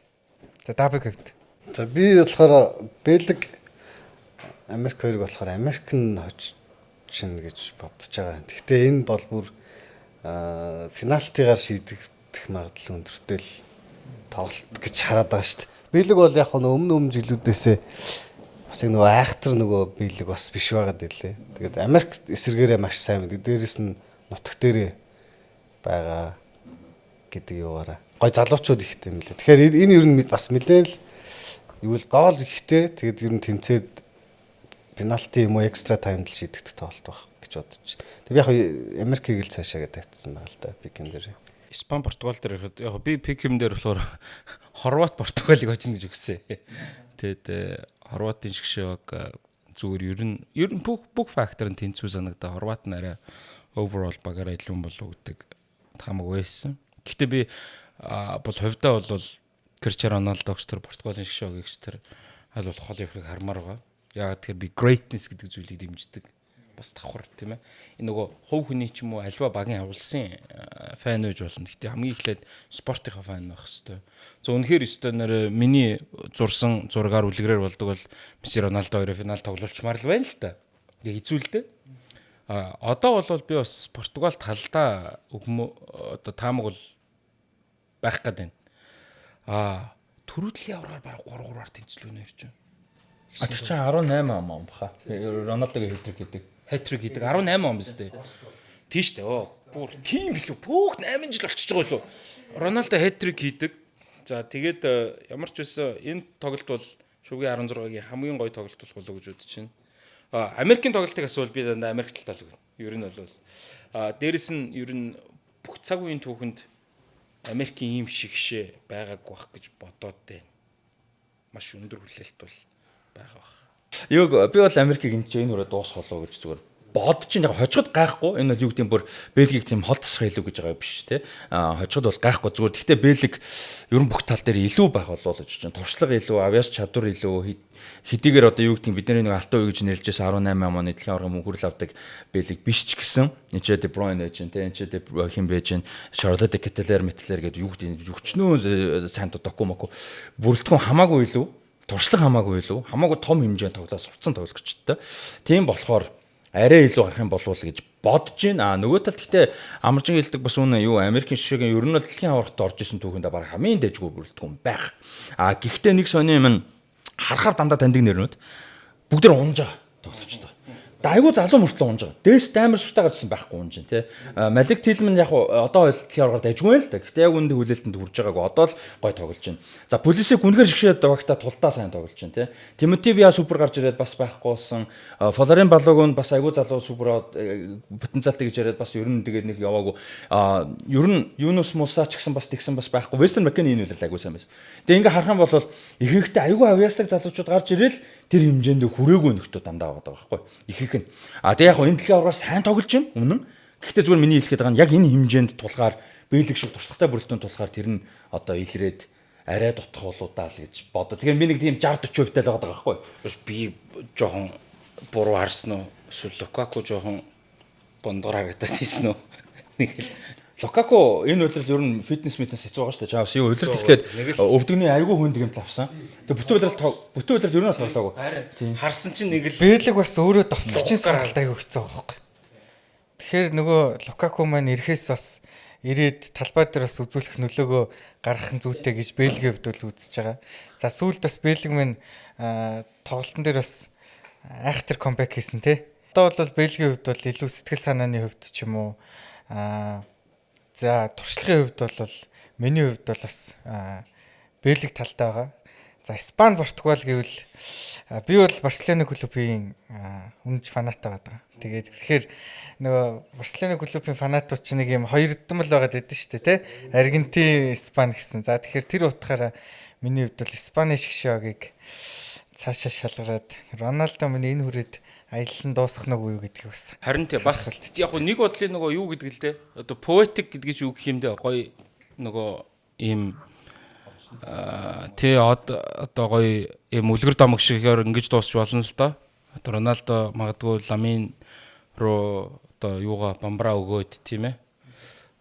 Анх бол тэр Ямалын голыг харж байхад ч гэсэндээ за би бас Facebook дээр биччихлээсэн. За агуун бүтээгддэг юм байна. Төрд юм байна. Ер нь legends are born тий. Үнэхээр цаанаас гайхамшигтай байна. Карьерийнх нь одоо эхнээс нь л харж байгаа шүү дээ бид нар. За хэдий ингээл балон д'Орд үзүүрлээд аль хэдийн нэгэнт өөрийгөө бий болгоцсон гэж байгаа бүр хөлбөмбөгийн улаан хорхоотнууд харж байгаа ч гэсэн одоо ирээдүйн Ламин Ямалын ирээдүйн фануудын 90% нь одоо л харж байгаа байхгүй. Тэгэхээр бол энэ сайхан гайхамшигтай залууг за Испани бүрэлдэхүүнийг за тэгээд дээрэс нь бол одоо Испаныхан бол бас юу байгаа шүү дээ. Ер нь Уильямс гарууд ингээд нөө форма олох хэрэгтэй хэдэн нөхдүүд байгаа шүү дээ ер нь. Тэгээ баг угаар сая бол олчлоо ч гэж харж байна. Испанийн тоглолтын дээр яг тактик ч юм уу хөлбөмбөг талаас бол нэг хэцүү юм байгаа. Жигүүрүүд нь бүгд форм байх болчих хэцүү болчих. Нико Уильямс гимтлэн сэтрээр гимтсэн. Хин юутай хийсэн тоглолтын дээр яна Испанч яг өмнө юутай хийлээ. Тэр айгу хүнд тоглолт болсон юм а. Уругвайтай байхаа тийм. Уругвайтай хийсэн тоглолтын дээр хин Ерми Пиног игний асуугурсан. Тэгээд юунд туссан. Дэлхийн аваргад туссан. Тэгээд сая Ливерпул руу явахаар болж ах шиг байна те 100% болцсон уу 100% болцсон баха. Виктор Муниос гэдэг Осасуна тоглолтыг залуу жигүүрийн давтлагч бас гимтэлтэй. Гимтсэн сайдлын аваараар. Тэгээ ингээд Ламин Ямал ч өөрөө маш олон сар гимтэлтэй байж байгаа. Дүнгэж одоо л нэг юм фитнес олгоол явж штэ сая өмнөх тоглолтод 100 дуустал тогсног уу санахгүй байна. Гэхдээ ямар ч хэсгийн шатнд бол нэг ч 90 минут тоглоогүй. Тийм бол байгаа. Тэгэхээр энэ бол товтлооны гол юмнууд нь жигүүрээр явдаг энэ баг 4 жигүүрийн товтлогч нь 3 байхгүй. Нэг нь дөнгөж яг үнэхээр ямаал тулдаал байгаа. Гэхдээ л бас одоо матч фитнес асуудалтай. Тэгэхээр жигүүргүү тоглож хүртэл магадгүй байгаа байхгүй. Тэгэхээр энэ бол амар том давуу тал нь байхгүй болчихж байгаа Испани. Гэтэ сая бол зүгээр ер нь бол нэлээд формгоо орж ирсэн харагдсан. Тэгээд багуугаар ер нь олчлоо. Арай нэг хүч гайгүй багуудтай үзээд гайгүй болчихоо гэж харсан. Яг бүх жигүүрүүд яг растиг хэлдэг. Бүх жигүүрүүд нэг зүгээр байсан болвол ер нь бол хинээс ч яах. Одоо Ямал сая 85 дээр суусан байгаа байхгүй. Тэгээ Австри дээр Алекс Баяна зүүн дээр гарсан. Баяна бол яг хуу довтлооны хагас ер нь бол 10 дуу, классик 10 дуу тоглогч шүү дээ. Тэгээд яг зүүн зүгүүрээс тоглоход бол тийм сайн биш. Ялангуяа Кукуре зүүн дээр байгаа үед Баяна бол тийм сайн бол бас хэцүү байхгүй. Кукуре саяны тоглолт дээр үнэхээр супер байлаа. Өөрийгөө довтлооны одоо гүйцэтгэх сайтай давхартай зөвхөн хамгаалтын бишээ гэдгийг харуулж 2 ассист өглөө. Тэгээгүй байсан бол зүүн зүгүүр нэлээд хэцүү байсан. Юу Кукурегоос өөр Реалын юу тоглогч Испани гараанд байгаа л. Кукуре сая Реал байхгүй. Реал руу орсон. Одоо Реалын тоглогч. Одоо харин Дэлхийн аваргын үеэр Реалын тоглож байгаа. Реал байхгүй гоос тээ. Тийм. Дэлхийн аваргын түүхэнд Испани шок анх удагаар нэг ч Реал Мадридын тоглогчгүй байсан. Тийм. Тэгээд дундаа Реалын тоглогчтой бол. Дундаа болж байгаа харин тээ. Хэдүүлээ энэ одоо нөө Пикем Таврын маань бас нэг зүйл нь хэдүүлээ гол таах юм байгаа. За 2 гол 2 багийн гоолыг хоёулангийн таах юм бол 2 багийн гоолыг хоёулангийн таах юм бол 3 оноо. За аль нэгийг таах юм бол 1 оноо гэж байна. За тэгэхээр хэдүүлээ энэ хоёр тоглолтын гоолуудыг өөрсдийн таамгаар те бас өнөөрөө тоглолтуудын талаар бас ярьсан. Тэгээ одоо гоолуудынхаа таамгийг ярилцъя. Би ингэж өгнө. Би 1-0 Норвег гэж өглөө зүгээр. Норвег Бразил доошоо орчвол тэлтрэх магадлал өндөр байх гэж бодож байна. Зүгээр бас арайч Япон биш байх. Биш ийшээ норох юм биш үү? Тийм шүү дээ. Нөө ч юм байх. За хоёулаа хамт. За би ер нь Растигийнхаа таамгаар явъя. За чи юу гэж бодож байна? Үгүй. За би зүгээр чиний таамгийг өгч. Тэгээд харъя л та. За Бразил Норвег дээр юу гэж бодож байна? Норвег бол биш Бразил бол үнэхээр арай зузаан бүрэлдэхүүн тулдаа Япон бүр үнэхээр гол тоглогчд нь байхгүй тулдаа л нэг эцсийн мөчөд гол олж хожигдлоо. Яг үүндээ Митома, Минамино, Эндо байжсэн болвол яг үүндээ бөмбөгийг цөлөө гаргаж 1-1 штэ. Тийм, Ао Танака тэрэн дээр том алдаа гаргасан. Ер нь бол яг гоо тэгээд нэмэлт цаг дээр хожигдож болох байсан л та зүгээр. Okay, that's fine. Ер нь бол миний бодлоор бол Бразил хоол явахааргүй харагдаж байгаа. Норвег яг авиас чадвар бүх байрал дээр илүүгүй л үгүй. Гэхдээ илүү нэг тоглох боломжтой Хааланд гэж одоо ямар ч боломжийг олгох чадaltaй юм байна зүгээр. Би бол маш ойрхон гэж бодоод байгаа. Бразил аль нь байсан гахгүй би бол зүгээр таамаг гэвэл Норвег гэж надад гоё санагдаж байгаа учраас гол юм. Тийм. Мэдгүй. Би бол 2-1. Тийм. Гэхдээ Бразил Норвег. За би бол Бразил би бол Бразил эсрэгээрээ бас 2-1. Гэхдээ Норвег маань энэ хүрээ дэлхийн аварга дуусах болов. Вау. За Мексик англ дээр. За Мексик англ 3-2 англ очно гэж байна. За би бүр айгүй олон гоолтой тоглолт болох байх гэж байна. 3-2 англ. Аюултай амар нэл. Яа энэ Ацтек дээр хилааж унна юу 3. Одоо Мексикчүүд маань одоо Ацтек цэнгэлдэх хүрээлэндээ одоо тэр одоо агаарын даралтыг хүлээгээд аваа сурцсан одоо тоглогч нар байгаа шүү дээ тий. Бас Мексик би хочвол бол гайхгүй яг яалчгүй англи фаворит шүү дээ. Яг бүх байрлал юу. Тий англи фаворит. Тэмцээд нэмэлт цагс маг сунгахад бол англичууд хамаагүй даваалтай сэлгээ зузаан юу гэдгийг туршлага илүү өндөртэй илүү том хэмжээнд байнгын тоглож байгаа шүү. Тэд нарт угаасаа нэг юм маргаадах зүйл байхгүй. Тэгэхээр угаасаа англи фаворит. Гэхдээ зүгээр би бол энэ чинь талбай дээрээ тоглож байна. Астека цэнгэлтийн 87,000 үзэгчийн тэр одоо баг 88,000 гэнэ.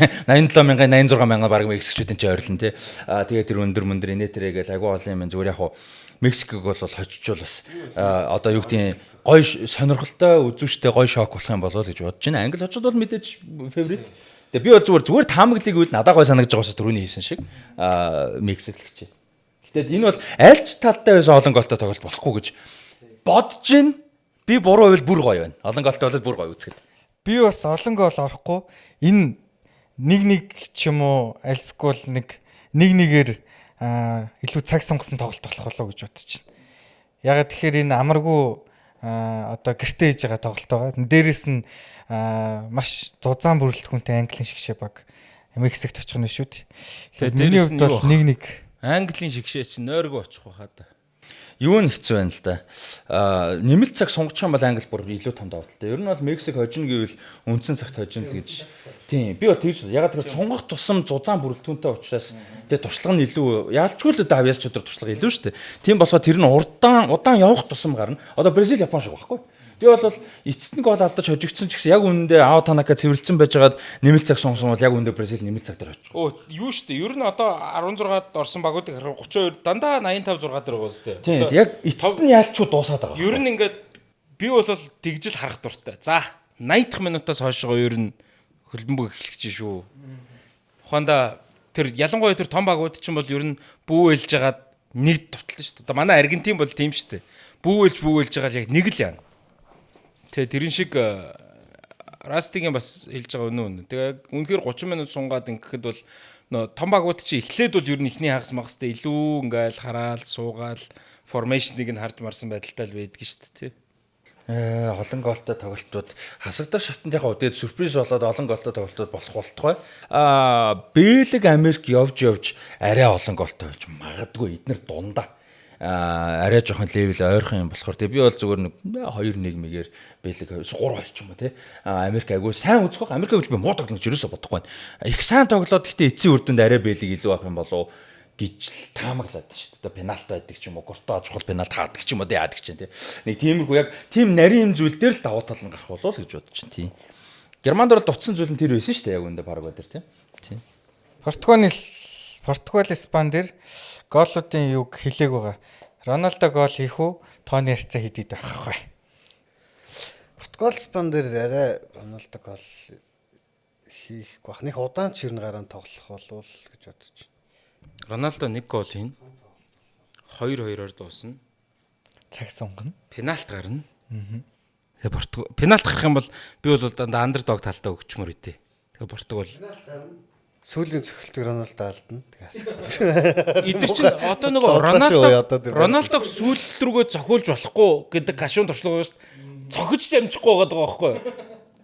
Тэгэхээр тэр эхний цохилтыг эсвэл 3 дахь цохилтыг гэж бодож байна. Сая юуны пенальт дээр өссөн бэ? Египт дээр өснө үү? Сала 3 дээр зогсож байгаа юм тий. Тэр чинь бас эвгүй ихгүй болохгүй лээ. Тэр чинь нөгөө Паненка хийсэн тий. 3 дахь цохилт яг ингээ 2-2-2-1-1 дээр 3 дахь цохилт чинь нөгөө бас юу пенальтын хувь заяаг өөрчилж магадгүйгээд тэрийг бол би саяхнаас утсан нэрээ тийм юм байна гэд. Эсвэл супер одоо нөгөө ихэн зогсож байгаа баг үйл ихэнд нь цохилж байгаа. Тэгэхгүй бол тэр Роналдогийн тэр юун дээр үлээ 5 цохих гээд хүлээж исэн тэр чи ямар тоглолт вэ? Марччээ. Тэмцээн яг үндэ марчсан. Гэхдээ ямар ч тийм тохиолдол болсон шүү дээ. Роналдо цохиулж амжаагүй дуусах чи харамсалтай үстэй. Тэр дасгалжуулагчиг бол баг шонд дүүжилмээр бол. Ардгүй яг фанууд нь тэгжсэн байхгүй тухайд. Тэр бол энэ дээр бол би пенальт цохих. Би бол гой тоглолт болоосоо гэж бодож ин илүү өрсөлдөөнтэй илүү үзэхэд гой тоглолт болоосоо л гэж найдаж байна. Гой нээлттэй л тоглолт болох байх. Испани гэхдээ гол нь жигүүрийн товтлогчд нь байхгүй болчихгоот би бас жоохон гайхалаа яг тэгж тоглолтоо гаргаж чадахгүй юу? Ямаал ч одоо тэгээд бүтэн формгүй байгаа. Гэхдээ нухсаар бол 1-1 юм шүү. Тэгэхээр одоо яа гэм бэ? За ингээд шүгэн 16 бол prediction. За ингээд шүгэн 16. За хэдүүлээ цаашдынхаа одоо за энэ баг финал руу гарч ирээд иймэрхүү финал үзмээр байна гэсэн сонирхолтой. Шүгэн дөрвийг л ярил л да тий. Одоо шүгэн дөрвөөс хавуулаад энэ баг цаашаа яваад финал ерөнхийдөө нэг иймэрхүү байх юм шиг байна гэд би энэ бол яалтчгүй одоо хамгийн багтаа баг бол надад Франц харагдаад байгаа байхгүй. За тэр уртлын 3 мөр бол Лисе, Дембеле, Мбаппе өөрч юм байгаа лээ. Тэгэл дүүэ Баркола гэж. Черки 4-5 сум байгаа байхгүй. За Франц л хамгийн одоо өөгүй харагдаад байгаа нэг талаас. Нөгөө талаас нь дандаа red flag харагдаа. Расти хэлээ те Бразил ингээд тийм холын ухааргүй харагдаад байна. Аргентин хүртэл би Аргентины фан мөртлөө Аргентин надад red flag харагдаад байгаа байхгүй. Сая Кабо Вердег яг гоо үнэхээр ингээд дэлхийд дахнад дэмжиад өстой нөгөө тэнгэр мэнгэр ч гэсэн ивэсэн юм шиг боловч ер нь ийм нэг ингээд үндсэн нэг тийм надад асуудлууд байна. Айгуу тийм цоорхоонууд байна. Хамгаалтан дээр их цоорхон харагдаад байна. Тэгэд кондишнинг нэрнгээсээ болохгүй байгаа юм болов уу гайхаад байгаа. Тэгэхээр уг нь Аргентин, Франц гэдэг таамаг өгмөр байгаа ч гэсэн би бол Англи, Мексик талаас илүү хол явчих магадгүй болов уу гэж бодож байна.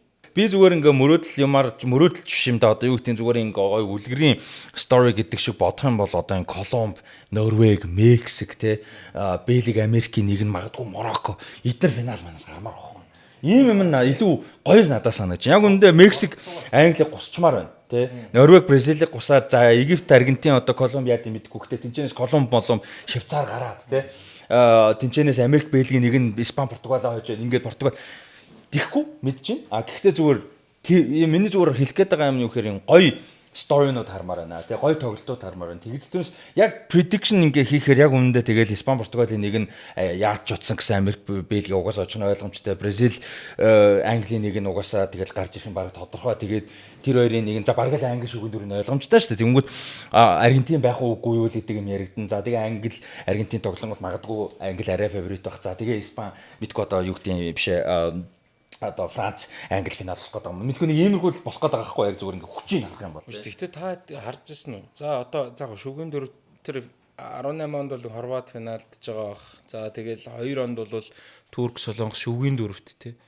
Гэхдээ дэлхийн аваргаар энэ дэлхийн аварч юусаа харцын хүүхэд төрүүлдэг наадам биш байхгүй. Хизээч all the way ингэж гой харах айгүй хэцүү байдаг шүү дээ. Тийм, угаасаа тэг боломжгүй л дээ. Одоо юу шүү дээ. 8 ерөөсөө тийм л үү. Ерөөсөө түүний 8 ус төрүүлсэн. Тийм чинь 23 удаа болж байгаа тий. Тэгэхээр яг хуу яалч юм минийсээ хэлж байгаа нөө уйдахтай хариулт нь тэр багхгүй. Угаасаа Франц финалд явах нь тодорхой за яг хуу Испани, Португал яг энэ шиг финал хармаар л шүү дээ. Одоо эндээс бол одоо юу гэдгийг Марокко юу хоёрыг Марокко, Мексик мэдгүй тий. Мексик хоёрыг ч юм финалд харуулж байгаа байхгүй. Яг үнэндээ тийм. Гэхдээ яг хуу яалтчууд Марокко гоё үзэн шүү Францтай. Ёстой ганц атлетик үзүүл. Энд дээр апсет бол гарч магадгүй ч одоо. Бразилтэй бол яг адилхан үзчихсэн шүү Марокко л хэсгийн тоглолтод. Марокко бол магадгүй. Марокко яг энэ Францыг энэ дээр нь нухсалж хойд. Би бол Марокког Африкаас ганц жил болгоно нэг тийм баг шүгэн дөрвөөр орж ирдэг штэ. Тийм Мароккочтой өмнөх дэлхийн аваргын шүгэн дөрөвт үлдсэн баг одоо Африк ТV-ийн аваргын финалд гасан би бол аварга гэж хэлмээргүй л байгаа юм. Тэгээд ийм том баг эн чинь бол одоо апсет ч юм уу эсвэл dark horse одоо юу гэдэг битүүмэр биш байхгүй Марокко. Зүгээр дэлхийн хамгийн эсрэг болохоор. Тийм яг за мэдээж Франц дээр Франц фаворит. А гэхдээ Марокко очоод яг үнэндээ том сюрприз гэж хэлэхээргүй хэмжээний том баг байгаа байхгүй Мароккогийн хувьд бол тий. Сая бол одоо үнээр асуудалгүй Канада бол эндээ юу ч болохгүй байлаа шүү дээ тий. Бразил сонин босонгүй яг энэ төр түрүү хэлсэн шиг мэдээж 60-65% Франц фаворит баг. Гэхдээ л одоо юу гэдэг Герман Парагвай шиг одоо сюрприз болохгүй байхгүй Марокко очоод. Тий. Наад бол чи нухаж хагаад ер нь бол овертайм руу аваачаад ирэхэд учиртай. Одоо түрүүний Мексик Англи гэдэг шиг биш байхгүй одоо юу гэдэг нэмэлт цаг болоход Марокко айхгүй байхгүй. Боно гэж одоо гайхалтай супер хаалгач байж байна. Тэг чи 90 минут 120 минут тоглоос урцсан өчнөө тоглогчд байж байна. Мексик бол тэр тал дээр бол арай сул талтай шүү дээ. Жишээ нь Англи дээр бол Франц бол гэхдээ weapon-ууд зэвсгүүд Франц арай дэндүүл байна. Арай дэндүү. Нэг байр. Одоо нэг юм яриад одоо жишээ за Дембелег хасахад Франц ямар ч багийн эсрэг фаворит хэвээрэл واخхой. Одоо бодлоо за Эмбапег асууж. Хамгийн супер Эмбапе. Эмбапег хасахад ч хэвээрээ. Тэгэхэд биш үү яг уу Эмбапегийн хэмжээнд хийж хүрэхгүй. Тэгхдээ биш хааландаас өөр хүн магадгүй. Гэхдээ Маркус Тюрам гэж байгаа. Маркус Тюрам Сери А-гийн хэд удааыг авруулсан. Аврагуудын лигийн финал тоглоо үзсэн. За хааландаас өөр юм байж магадгүй гэсэн ч асууч. За. Дэлхийн шилдэг тоглож яг өнөөдрийн. Дэлхийн аваргын юугаар одоо явж байгаа. Хамаагүй. Зүгээр энэ хөл бөмбөгийг хамгийн сайн тоглож байгаа. Хамгийн шилдэг хөл бөмбөг чи хийн. Яг өнөөдөр. Яг гой тоглож байгаагаар юм уу? Яг ямар утгаар? Хамгийн гой тоглож байгаа right now. Хамгийн гой тоглож байгаа Ямал Олисе. Ямал Олисе. Миний дуртай хөлбөмбөгийн номер 1 2 нь Ямал Олисе. За яг тэгвэл нөгөө тухайн үед нэг Роналдиньо гэдэг шиг юм байна тий. Ер нь хамгийн гой тоглож байгаа. Хөлбөмбөгийг хамгийн шилдэг тоглож байгаа нь. Эмбапе гэхээр бас биш байгаа. Одоо Эмбапег хааланд бол гих гэдэг ш сая бол баг тий. Гоо зөв страйкер гэдэг утгаараа байсан. За яг Ямал бол жишээ нь сая Баллон д'Ор дээр үзүүлсэн үү? Тий, гэхдээ тэр үйлрэлт яг өндө хоёрт орохоргүй байсан. Би бол Рафиныг хоёр за тийм байна. Яг өнөөдргээд одоо ингээ бүгдээрээ драфт лиг гэж бодъё л тий. Олисе. Яг саний үйлрэл Ямал гэмтэлтэй байсан учраас би бол Олисе гэж бодож байна. Олисе шиг би гол нь тийм баг. Миний хамгийн хайртай шүү дээ. Роналдиньо, хин Марко Ройс, Хамжик, Гризман, тэгээ Олисе, Ямал, Педри гоё тоглолт үзэх нь надад гоё байхгүй. Ер нь бол энд юу гэж бодож байна? Би Ямал шүү дээ. Ямал уу тий. Барса болохоор. Эмбапе гэхдээ Эмбапе одоо дэлхийн аварга ингээ оруулахад Эмбапе гэж ярихгүй хутгагүй л дээ. Эмбапе үнэхээр амар. Дэлхийн аварга болохоор Эмбапе, Евроос болохоор Эмбапе биш болчиход байгаа. Эмбапе яг тэгэхээр Еврогийн компетишн илүү юм уу эсвэл зүгээр л өөр юм уу гэдэг нэг юм өөр асуулт байгаа юм л да. Яг Франц Евро дээр нэг л явдгүй тий. Гэхдээ Эмбапе супер юу угаасаа л топны 2 тоглож шүү дээ. Яагаад Ямал гэсэн бэ гэхээр одоо бид ч нөө Барсагийн фэнүүд байхгүй. Тэгэнгүүт яг бид ч нэг Мессиг яг ийд үед нь бид ч үзэж эхэлчихлээ 2006 оноос хойш. Тэгэнгүүт нэг тийм Мессигийн орон тоглолтыг Барсагаа үзэхэд тэр юм амар кайф өгдөг гэсэн баг. Тэгээ тэрнээс хойш Месси яваад хайлууд Барс ч зөндөө л болон тоглож Кейнийг марчиж шүү. Энэ үлрэлийн Баллон д'Ор номер 1 хүн Кейн байгаа шүү. Дембеле үнэхээр топ 5-ын нэг болцсон байна. За мэдээж Мбаппе хааланд яригдана. Би бол Педриг дэшээ явах хэрэгтэй гэж бодож байна. Гэхдээ хим Беллингем бас байх хэрэгтэй. Гэхдээ хим болвол Кейн бол энэ жилийн Ballon d'Or favorite шүү. Үнэхээр аимшигтай. Беллингем чинь баг гэхдээ хамгийн өндөр цалинтай нь мэдгүй тэрийг мэдгүй. Беллингем энэ үлрэл Реалд бас нэг сайн байгаагүй. Гэхдээ Беллингем бол ер нь дэлхийд дээр байгаа хамгийн супер тоглогчтой нэг Беллингем. Миний хувьд бол одоогоор яг идэвхтэй тоглож байгаа хамгийн шилдэг тоглогч бол Ямал. Яг одоо. Гэхдээ одоо нөгөө Кристиано Роналдо, Мессигийн энэ нөгөө нэг талбайн гадуурх амьдрал маш чухал гэдэг шүү дээ. Цаашдын карьерт. Тэгэхээр Ямалын одоо амьдралын цаашдын одоо нөгөө талбайн гадуурх өөрийнх нь сахилга ба. Сар болгон хүүгэн солиол одоо насан л да. Тэр ямар байхаас шалтгаалж ирэх одоо нөгөө нэг цаашдын ирээдүйн одоо карьерийн доктортой тоглох. Энэ одоо 19 настай хүүхд гэдэг чи илүү сайжрна те. Тэгэхээр энэ дээр бас ямар ах вэ? Миний хувьд бол яг одоогийн байдлаар шилдэг бол Ямал байна. Реал Мадридын тоглогч одоо фанат сууж ирсэн бол бас Винисиус штэ гэд бас хэлхэл байсан баг. Яг дэлхийн аварга дээр бол одоо хин Месси, Мбаппе хоёртой бол ярих маа алга шүү дээ. Яг энэ дэлхийн аварга дээр бол тэгээ Месси яг мэдээж юу гэдэг яг ингээд дэлхийн бол яг байгаа үзрээр хамгийн сайн тоглож шүү дээ. Тийм. Хааланд бол яг байгаа нөхцөлтэй байж болох хамгийн сайн. Гэхдээ яг нөгөө бүтэн оролцоод яг хааландыг дэлхийн шилдэг тоглогч ярьдаггүй чинь ерөөсөө тэр л ахгүй. Бид нар одоо орчин цагийн хамгийн шилдэг тоглогч гэхээр Левандовскиг ярьдаггүй шүү дээ. Бенземаг ярьдаггүй шүү дээ. Бензема Ballon d'Or авсан гэхдээ ярьдаггүй. Яагаад юм? Зөвхөн гоолоор хязгаарладаг байхгүй. Тийм учраас хөлн бөхч 90 минут юу болдог вүлээ өөр юу байгаа вэ? Бусад тоглоод нөө. Тийм учраас бид нар өөр тоглогчдыг яриад байгаа байхгүй. Түүнээс шиг тэрийг ярих юм бол мэдээж хааланд үнэхээр гайхамшиг шүү дээ. Юу вэ? Бүх статистик, бүх баг тэмцээндээ дандаа тоглолтоос олон голтой. Утгагүй юм байхгүй хааланд бол. Net spin-ээ эргүүлээд хосороо хайнаа нь явах эрх болон олон урамшууллын эзэн болох боломжтой. Net spin эргүүлэх эрхийг net point оноогоор таах боломжтой. Мөн та найздаач бэлэглэх боломжтой. Надад хамгийн үлгэрийн финал юу байгаа байхгүй? Марокко Мексик байгаа.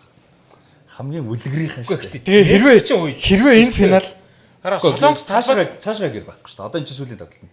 Саяны гэхдээ техникли саяны Растиг хэлсэн финал бүр ацтект болол те. Ер нь энэ жилийн дэлхийн аварга финал угаасаа л ацтек болох байсан. Ер нь л ацтек хийх байсан. Texas төлөө. Үгүй Нью-Йорк төлөө. Нью-Йорк Нью Жерси. Зүгээр ер нь ханасаа одоо нөгөө Нью-Йорк ер нь финал зохиох зайтай байсан байна те. NBA-гийн финал. Никс болоо шүү дээ аварга болоо шүү. Колумб гараад ирэх юм бол уу гэж бодож байна. За Аргентин маань гарна. Мексик Англиг хожиж гараад ирнэ. Амар апсет юм шүү дээ. Тэ Мексик. Тэгээ Норвег гараад ирнэ. За их гоё болж. За энэ талаас Испани гараад ирнэ. Нөгөө талаас Марокко гараад ирнэ. Амар тийм. За Аргентин гарч ирнэ. За энэ хоёр дээр ч та Мексик гараад ирэх юм байна энэ дээр. За тэгээд Аргентин, Испани гэдэг финал байгаа. За тэгээ аварга нь аварга. За би явчихв. за тэгээд Би бол нөгөө таамаг гэхээс илүү бараг дэмжиж байгаа юугаараа л явчих дөө. тийм шүү дээ. Дөрвөл өөр явах юм чи те. Болоод явал гоё л үз. За Америк, Португал, за Швейцарын шигшээ гаргана. Дахиад нэг явуулж. За Аргентин мэдээж. За энэ дэр Англи болов гэж байна. Англиг тавьчих. Англи, Норвегийг тавина. Яна Бразил эсрэг 2 гэж prediction өгчлөө. За Португалыг шүгээн дөрөв тавина. За яалтчгүй Франц гарах уу? Хайр байхгүй байх. За Аргентин, Англи. За тэгээд Аргентин, Франц хоёр финалдаад Аргентин аварга аваад за тэгээд Английн шгшээ хүрэл авах хаа. За Испани. За тэгээд за Франц, Марокко гэдэгт хожиход бол бас гайхгүй prediction өгчөөч яа бэ? За зүгээр л тоглоом юмчтэй. За Марокко юу гэж Испани гэж тий. Яг ер нь Франц л байж л та. За тэгээд зүгээр үлгэрийн гэдэг утгаар тий. Явж байгаа юу тий. За тэгэнгүүтээ Колумб, Аргентин, Колумб хожоод. Тэгэнгүүтээ Мексик, Норвегийн Мексик нь хожоод. Тэгэнгүүтээ Марокко юу хоёрын Испани хоёрын Марокко хожоод. Марокко бол олдгүй явцсан байж Испани. Тийм, тэгээд Марокко, Испани хоёрын Марокко нь хожоод. Тэгэнгүүтээ Мексик Колумб хоёрын Мексик нь хожоод тэгээ Мексик Марокко хоёрын хизээч болохгүй юм байна. Тэгээд үгүй Мексик авна. Хизээч болохгүй болж байгаа юм шүү дээ. Тэгээд Испани Колумб хоёрын тэгээ Колумб хүрэл авна. Энэ шиг болохгүй юм бол байхгүй. Нөгөө энэ сумын начин гарч ирэх юм аа энэ гээд. Тэр яг гоо тийм шүү дээ. Энэ наадмаар ч гэсэн алтан цоож төрүүлнэ гэж би prediction тавьсан. Та нар мэдэхгүй л дээ. Тэгээ энэ цаашаа зүгээр. Гэхдээ юу гоё л доо. Тэгээ нөгөө нэг одоо сая ингээл Марокко өнгөрсөн дэлхийн аваргаар сайн явдаг ч юм уу. Одоо Азийн аваргаар сая Йордан мордоч амар явлаа шүү дээ. Тэр мэр иймэрхүү юм гоё байхгүй хизээд те. Яг болох боломж нь угаасаа л баг түрүүнд хийсэн шүү дээ. Бидний таамаг яг буудахта таамгаа хийх юм бол тэгэл яг үнэндээ эн чи ганц эвгүй нь Португал Испани л баг. Тэгээс босны яг үнэндээ жоохон ойлгомжтой байхгүй те. Тийм болохоор ийм таамаг нь зүгээр тоглоом маягаар бол хөгжилтэй гэж. За тэгээд хүрэлцэн ирсэн зочдтой баярлалаа. Тэгээд хөдөлмөрийн талаар маш гоё халуун сэдвийн талаар бас өөрсдөө бодол пикемүүдийг бас хийлээ. Тэгээд хамтран ажиллагч NetPay аппликейшнда баярлалаа. Тэгээд та бүхний цаашдын ажилд нь амжилт хүсье. Тэгээд хөдөлмөрөө гоё шимтэн үзэж хамгийн сонирхолтой дэлхийн аварга. За тэгээд шүгийн 4 финал байх болтугай. За тэгээд мэдээж манай NetPay-г ашиглаж байгаа одоо хэрэглэгчид маань NetPay руу ороод голын хүснэгт гэдэг зэстээр өөрсдөө prediction хийгээд нэг багийн оног таах юм бол нэмэх 1 оноо, хоёр багийн оног таах юм бол нэмэх 3 оноо, мөн доор нь spin гэдэг хэсэг байгаа. Spin дээр нь дараад тэгээд манай merch-ийн аялах эрхийн болон маш олон зүйлсийн азтан болохыг бас хүсэж байна. NetPay гэдэг аппликейшнаа татаараа гэж хэлэндээ. Би хэлээд байна гэж бодсон чинь. Болцсон уу? Гөө тэр нь гоё ихгүй да. Тэгэл дуусраа. За